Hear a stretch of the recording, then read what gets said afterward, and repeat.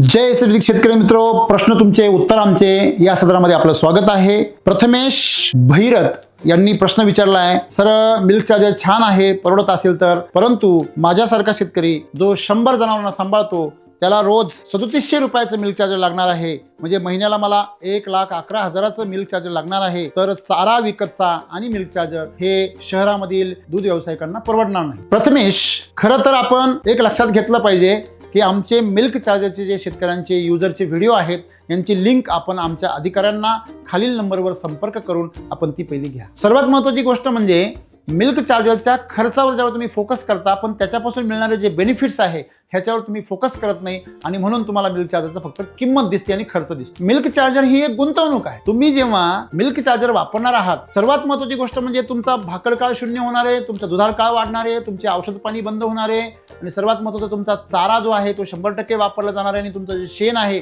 ते तुमचं गोअमृत बनून 5 रुपये किलो सारखं ते विकलं जाणार। हा झाला मुद्दा। दुसरा मुद्दा, शहरी भागामध्ये चारा जर विकतचा आहे तर तुम्हाला मिल्क चार्जरची गरजच आहे, कारण मिल्क चार्जर ही चवनप्राश आहे। शहरामधला जो चारा असतो विकतचा याच्या गुणवत्तेचं कुठल्याही प्रकारची खात्री नसते, त्यामुळे मिल्क चार्जर तिथे अत्यंत गरजेचं आहे। आणि मी तुम्हाला असं सांगू शकतो पुराव्यानिशी की असे आपल्याकडे शेकडो शेतकरी आहे जे शहरामध्ये देखील याचा मोठ्या गोठ्यांवर वापर करता। आपण त्यांची माहिती घ्या आणि मिल्क चार्जर हे शहरातील दूध उत्पादक शेतकऱ्यांसाठी किती फायद्याचं आणि गरजेचं आहे हे आपल्याला कळेल। आपण ज्या पद्धतीने आज दूध पिकवत आहात त्या पद्धतीने केमिकल युक्त दुधामुळे आज जो ग्राहक वर्ग आहे हा तुटतो आहे आणि दुधाची जी काही इज्जत आहे त्याची प्रतिमा डागाळते आहे आणि जर असंच चालू राहिलं तर एक दिवस दूध ग्राहक आपल्या व्यवसायापासून लांब जाईल आणि हा धंदा खऱ्या अर्थाने तोट्यात येईल। धन्यवाद।